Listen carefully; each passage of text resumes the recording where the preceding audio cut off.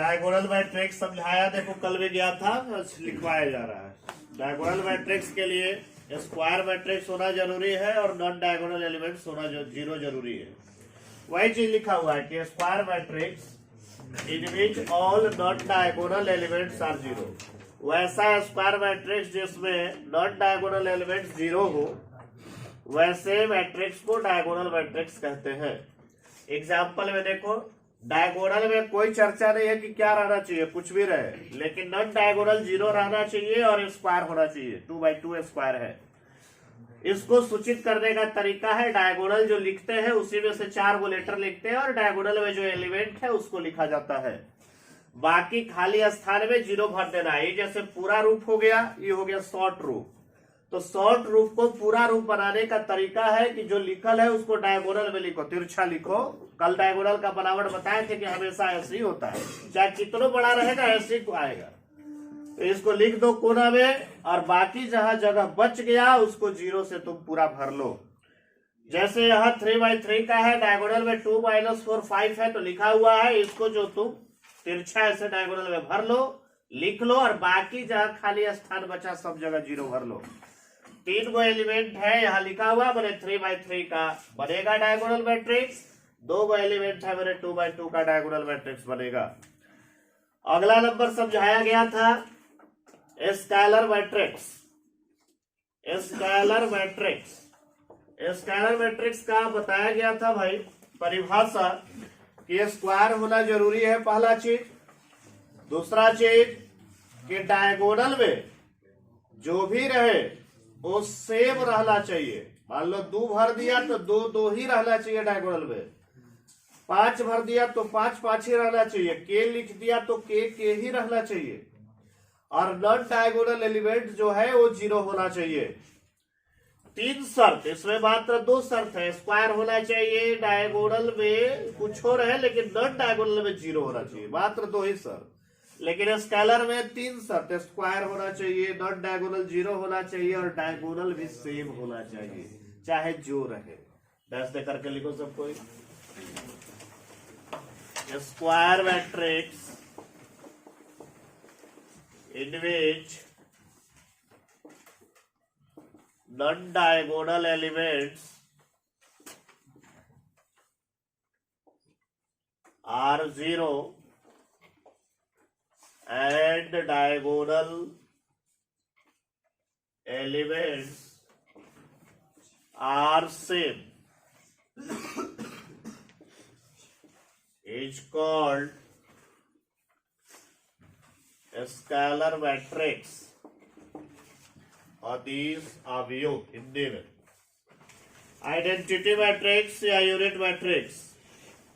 Square matrix in which all non diagonal elements are zero. 2 गो शर्त लिखा हुआ है, स्क्वायर होना चाहिए और नॉन डायगोनल जीरो होना चाहिए। तीसरा शर्त याद है तो बोलो, कल समझाए थे क्या? डायगोनल 1 होना चाहिए, एकदम फिक्स है। डायगोनल एलिमेंट्स आर 1 एंड इसी में लिखो पूरा और इसी में आगे जोड़ो। Diagonal elements are 1 is called identity या unit matrix. Square matrix in which all non diagonal elements are zero. ऐसा स्क्वायर मैट्रिक्स जिसमें सभी नॉन डायगोनल जीरो हो और non diagonal elements are 1, diagonal element 1 हो, विकल्प के तत्व 1 होना चाहिए, is called identity matrix. Diagonal में 1 होना चाहिए, दिख रहा है साफ साफ, 1 छोड़ के कोई दूसरा नंबर नहीं। मतलब आइडेंटिटी का उदाहरण फिक्स है। आइडेंटिटी 2/2 लिखने के लिए कहा जाए तो मात्र यही है, दूसरा कोई उदाहरण नहीं लिखा जा सकता है 2/2 में आइडेंटिटी, क्योंकि सब एलिमेंट फिक्स कर दिया। तुम बदल सकते नहीं हो, एक को बदल नहीं सकते हो। 1 फिक्स कर दिया कि डायगोनल होना ही चाहिए 1, तो तुम 1 के जगह 2 रखोगे तो आइडेंटिटी कहलाएगा नहीं, तो फिक्स हो गया। नॉन डायगोनल जीरो होना चाहिए तो यह फिक्स है। नॉन डायगोनल जीरो की जगह 5 लिख देगा तो कभी आइडेंटिटी हो नहीं पाएगा। मतलब कि एकदम फिक्स हो गया। आइडेंटिटी का उदाहरण 2/2 में यही लिखना है। 3/3 में आइडेंटिटी का उदाहरण यदि तुमसे पूछा जाए तो सिर्फ यही दे सकते हो। यही होता है, बाकी और कुछ नहीं लिख सकते, क्योंकि सब एलिमेंट इसका फिक्स है। तो पूरा मैट्रिक्स चैप्टर में, अगला चैप्टर इससे डिटर्मिनेंट में भी आइडेंटिटी, जहां भी आई लिखा मिल जाएगा, आइडेंटिटी को आई से सूचित करते हैं या I2 लिख देंगे, मतलब कि ऑर्डर भी लिख दिए 2x2। जहां आई लिखा हुआ मिल जाएगा तो समझ जाएंगे कि आइडेंटिटी मैट्रिक्स की चर्चा हो रही है। सबसे इंपोर्टेंट यही है आइडेंटिटी मैट्रिक्स, क्योंकि जहां भी आगे तुमको आई लिखा हुआ मिलेगा तो आई का मतलब आइडेंटिटी मैट्रिक्स, और 2x2 का आइडेंटिटी मैट्रिक्स यही है, फिक्स है, याद होना चाहिए। और 3x3 का आइडेंटिटी मैट्रिक्स यही है, जहां जो जरूरत पड़ेगा उसका इस्तेमाल किया जाएगा। लेकिन 3x3 का आइडेंटिटी तो तुरंत तुमको माइंड में आना चाहिए कि डायगोनल में 1 बाकी 0। 2x2 का तो डायगोनल में 1 बाकी 0, फिक्स है एकदम, ये बदल नहीं सकता। स्केलर का एग्जाम्पल हम 1 करोड़ दे सकते हैं, डायगोनल में 2 भर दिए, 3 भर दिए, 10 भर दिए, वो बदलते जाएगा। डायगोनल का उदाहरण हम कितना हो दे सकते हैं, लेकिन आइडेंटिटी का उदाहरण 2x2 में सिर्फ यही दे सकते हैं, 3x3 का सिर्फ यही दे सकते हैं, क्योंकि सब एलिमेंट यहाँ फिक्स है, कुछ बदलेगा नहीं। बदलने का हमको मौका देगा तब ना हम बदल के नया उदाहरण देंगे। जब यहाँ से फिक्स कर दिए तो बदलने का मौका ही नहीं है, यानी यही रहेगा सिर्फ, और कुछ नहीं दिया जा सकता। ऑर्डर बढ़ा के दे सकते हैं, 4x4 का दे सकते हैं, 10x10 का दे सकते हैं, ऑर्डर बढ़ा के दे सकते हैं, लेकिन तत्व को हम बदल नहीं सकते। बुझा गया सबको? चलिए 7वां के बाद अब और आगे समझ लीजिए, उसके बाद तब लिखवाया जाएगा 8वां 9वां 10वां। 10 टाइप समझो। जीरो मैट्रिक्स पहले समझना है, उसके बाद लिखवाया जाएगा। जीरो मैट्रिक्स नाम में ही है, जीरो मैट्रिक्स तुल्य अवयव। यहाँ ऑर्डर से कोई लेना देना नहीं है, चाहे जितना ऑर्डर का रहे नो प्रॉब्लम। यहाँ फिक्स नहीं है कि स्क्वायर चाहिए, ऐसा कुछ नहीं है, जितना ऑर्डर का रहे, 2x2 का रहे, 2x3 का रहे, 4x1 का रहे, 1x4 का रहे, 1x2 का रहे, 2x1 का रहे, ऑर्डर से यहाँ कोई मतलब नहीं है, कितना हो ऑर्डर का चलेगा, लेकिन सब तत्व 0 होना चाहिए। वैसा मैट्रिक्स जिसमें सभी तत्व 0 हो, जीरो मैट्रिक्स कहलाता है। ऑर्डर हम यही नहीं कह रहे कि स्क्वायर मैट्रिक्स, ये ध्यान नहीं देना है, वो 3 गो में स्क्वायर का चर्चा था, इसमें नहीं, चाहे जितना भी ऑर्डर का रहे नो प्रॉब्लम, सब एलिमेंट 0 होना चाहिए। Matrix in which all elements are 0 is called zero matrix. शून्य अवयव, शून्य अवयव उसे कहते हैं जिसमें सभी तत्व 0 हो, सभी तत्व 0 हो, ऑर्डर का कोई चर्चा नहीं किया जा रहा है। अगला कंपैरेबल मैट्रिक्स, कंपैरेबल तुलनात्मक अवयव, कंपैरेबल। अभी जो कंपेयर किया जाता है तो कंपेयर करने के लिए कम से कम 2 चीज चाहिए। कोई भी चीज को कंपेयर करना है, या मान लो 2 लड़का हाइट में कंपेयर करना है, तो अकेले तो हाइट में कंपेयर हो नहीं पाएगा, 2 गो चाहिए कि भाई इससे ही बड़ा है कि इससे ही बड़ा है। तो कंपेयर जब भी करने की बात आएगी, तुलना जब भी करने की बात आएगी, चाहे किसी भी चीज में, तो कम से कम 2 चाहिए। तो मैट्रिक्स में भी तुलना करना है तो कम से कम 2 मैट्रिक्स चाहिए, इसीलिए मैट्रिक्स यहाँ लिखा हुआ है, मैट्रिक्स का प्लूरल लिखा हुआ है। मतलब वैसा 2 मैट्रिक्स, एगो मान लीजिए मैट्रिक्स ए है, एगो मान लीजिए मैट्रिक्स बी है, और दोनों को तुलना करना है। तुलनात्मक का मतलब होता है वैसा मैट्रिक्स जिनके ऑर्डर सेम हो, ऑर्डर सेम होना चाहिए। इसका ऑर्डर है 2x3 तो इसका भी ऑर्डर होना चाहिए 2x3, इसका ऑर्डर है 2x2 तो इसका भी 2x2, इसका 3x3 तो इसका भी 3x3। तब हम कहेंगे कि ये दोनों मैट्रिक्स आपस में तुलनात्मक है, तुलना करने लायक है। ये दोनों मैट्रिक्स आपस में तुलना करने लायक है, ये दोनों मैट्रिक्स आपस में तुलना करने लायक है। यानी वैसे 2 मैट्रिक्स जिनके ऑर्डर सेम हो, ऑर्डर बराबर हो, वैसे मैट्रिक्स को तुलनात्मक अवयव कंपैरेबल मैट्रिसेस कहते हैं। ऑर्डर सेम होना चाहिए, चाहे जैसा ऑर्डर का रहे, 2x2 का 2x2 का, 2x3 का रहे तो यह 2x3 का रहे, ये 3x1 का तो भी 3x1 का रहे, ऑर्डर सेम होना चाहिए। या भी नहीं कह रहे कि स्क्वायर होना चाहिए, कह रहे कि ऑर्डर सेम होना चाहिए, मतलब चाहे जितना ऑर्डर का रहे दोनों का ऑर्डर सेम होना चाहिए, तब तुलनात्मक है। तुलनात्मक का मतलब उस दोनों में हम तुलना कर सकते हैं। अब ध्यान से सुनिएगा, अगला नंबर इक्वल मैट्रिक्स या मैट्रिसेस। इक्वल बराबर, इक्वल मतलब बराबर होता है, समान होता है। तो 2 मैट्रिक्स इक्वल कब होंगे, 2 मैट्रिक्स इक्वल कब होंगे, इस पर चर्चा हम लोग करने वाले हैं। ध्यान से सुनिए, इक्वल होने के लिए 2 शर्त, कंपेरेबल होने के लिए मात्र एक शर्त है, दोनों का ऑर्डर सेम होना चाहिए, मात्र एक शर्त। तब इक्वल होने का दो शर्त, ऑर्डर सेम होना चाहिए, पहला चीज ऑर्डर सेम, पहला शर्त। दूसरा शर्त कॉरस्पॉन्डिंग एलिमेंट, कॉरस्पॉन्डिंग एलिमेंट्स, इसको हिंदी में कहते हैं संगत तत्व। और संगत क्या होता है अभी हम तुरंत समझाएंगे। संगत तत्व बराबर होना चाहिए, इक्वल होना चाहिए यार, इक्वल मतलब ऑर्डर तो सेम होना ही चाहिए, उसके साथ ही साथ संगत तत्व बराबर होना चाहिए। अब संगत तत्व क्या होता है सुन लो।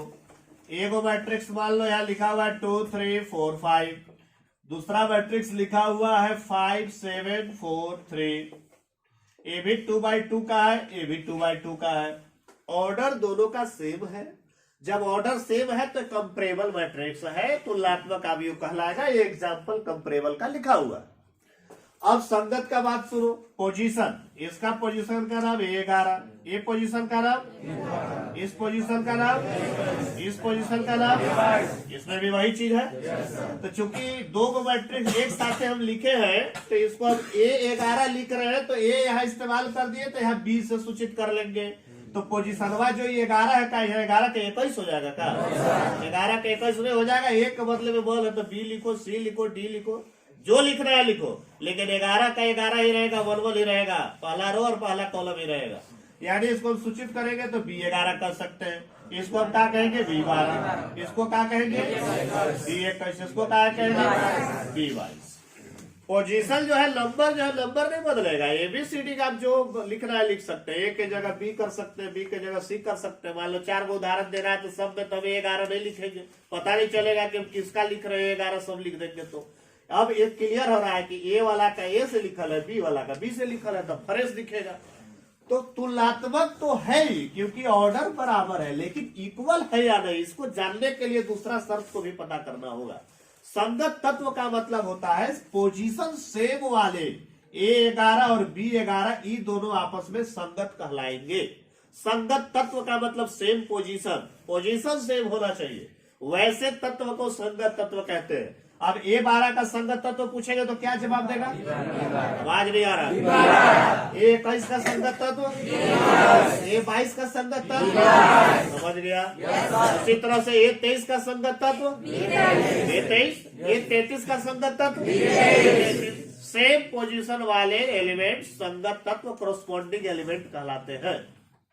अब सुनो, A11 यहाँ 2 है और A11 यहाँ कितना है? बराबर है। 2 के बराबर 5 होता है। सभी संगत तत्व, एगो तो छोड़ दो, सभी संगत तत्व बराबर होने चाहिए। अगर एगो भी बराबर नहीं है तो इक्वल मैट्रिक्स नहीं कहलाएगा। तो यहाँ 2 है, यहाँ 5 है, बराबर नहीं है, तुरंत कह देंगे कि इक्वल मैट्रिक्स नहीं है। ए मैट्रिक्स तुलनात्मक है लेकिन इक्वल मैट्रिक्स नहीं है। तुलनात्मक काहे है बताओ? क्योंकि ऑर्डर सेम। इसके लिए तो एक एक शर्त चाहिए, ऑर्डर सेम। ऑर्डर सेम है तो तुरंत तुलनात्मक कहेंगे। अंतर में क्या तत्व है उससे हमको कोई लेना देना नहीं है। लेकिन जब इक्वल का बात होगा तो ऑर्डर के साथ साथ तत्व को भी देखना होगा ध्यान से, और वो भी तत्व देखने के लिए संगत संगत देखना होगा। ये नहीं कि 2 3 4 5 है, अब एकरों में घुमा करके मान लो लिख दिया है, यहाँ 4 3 लिखे दिए हैं, 5 लिख दिए मान लो, और यहाँ लिख दिए 2, घुमा फिरा के लिख दिए। अब इसी तत्व को यहाँ घुमा फिरा के लिख दिए, 2 3 4 5 ये हुआ, 2 3 4 5 ये हुआ। तब कोई सोचेगा कि तत्व तो सेम है तो बराबर कहेंगे, नहीं, गलत हो। संगत तत्व बराबर होने चाहिए। तो संगत का मतलब यहाँ 2 है तो यहाँ 2 होना चाहिए, बुझा रहा है? यहाँ 3 है तो यहाँ 3 होना चाहिए, तब कहेंगे। यहाँ 4 है तो यहाँ 4 होना चाहिए, तो ये है। यहाँ 5 है तो यहाँ 3 है, यहाँ नहीं है। 3 गो तत्व गड़बड़ा रहा है, इधर उधर है, बुझा रहा है? तो इक्वल मैट्रिक्स का उदाहरण हम देंगे तो एकदम सेम होना चाहिए। यहाँ 2 है, 4 है, 6 है, 7। और दूसरा उदाहरण हम लिखे हैं एकदम 2 4 6 7, तब जाकर के 2x2 ऑर्डर, इसका भी 2x2 संगत देखेंगे। 2 का संगत 2, 4 का संगत 4, 6 का संगत 6 और 7 का संगत 7, एकदम सेम हुआ। मतलब कि फोटो कॉपी होना चाहिए, एकदम सेम, 2 जीरोक्स। तब जाके कहेंगे कि ए और बी दोनों क्या है, संगत तत्व भी बराबर होने चाहिए। तीनों बुझा गया, तीनों जो समझा सबको समझ में आ गया। जीरो मैट्रिक्स का सिर्फ एगो शर्त, सभी तत्व जीरो होना चाहिए बस। कंपरेबल का एगो शर्त, ऑर्डर होना चाहिए। इक्वल का दूगो शर्त, ऑर्डर बराबर होना चाहिए। और संगत तत्व कोरस्पॉन्डिंग एलिमेंट्स भी क्या होना चाहिए? संगत तत्व किसे कहेंगे? तो A11 का संगत कौन हो गया? सेम पोजीशन वाले संगत तत्व कहलाते हैं। क्लियर है? अब एक क्वेश्चन है, तुम लोग से ध्यान से सुनना तो जवाब देना। क्या सभी इक्वल मैट्रिक्स कंपरेबल कहलाएंगे? फिर से एक बार क्वेश्चन सुनो। क्या सभी इक्वल मैट्रिक्स कंपरेबल कहलाएंगे? कहलाएंगे, क्योंकि इक्वल होगा तो ऑर्डर तो बराबर होगा। भाई इक्वल होने के लिए तो ऑर्डर तो बराबर होना ही चाहिए। माने इक्वल मैट्रिक्स यदि है तो 100% एकदम कंपरेबल होगा। अब जैसे इसको उदाहरण, अगर कोई बच्चा ISC पास है तो 100% मैट्रिक पास होगा। बुझाया? अब एक और उल्टा हम कर रहे हैं। क्या सभी कंपरेबल मैट्रिक्स इक्वल होंगे? नो, नहीं हो सकते। सब कंपरेबल इक्वल थोड़े हो जाएगा। सब मैट्रिक पास लड़का ISC पास थोड़े हो जाएगा, फेलो होगा। मैट्रिक में पासवा वाला ना लड़का ISC में फेल होता है। तब ISC के परीक्षा में बैठेगा कौन? जो मैट्रिक पास है। सब पास है, तुम्हारा सब पास थोड़े हो जाएगा, वही में से फेलो होगा। इसका अर्थ है कि सभी कंपरेबल मैट्रिक्स है तो कोई जरूरी नहीं है कि इक्वल होगा। जैसे उदाहरण सामने है कि A लिखा है या B लिखा है, ऑर्डर सेम है, तो कंपरेबल है कि नहीं? दूसरा का उदाहरण बताओ कि कंपरेबल है लेकिन इक्वल। वही बात तो समझा रहे हैं कि सभी कंपरेबल इक्वल नहीं हो सकते, लेकिन सभी इक्वल कंपरेबल होते हैं एकदम होगा। 100% इक्वल है तो कंपरेबल होगा। क्लियर है?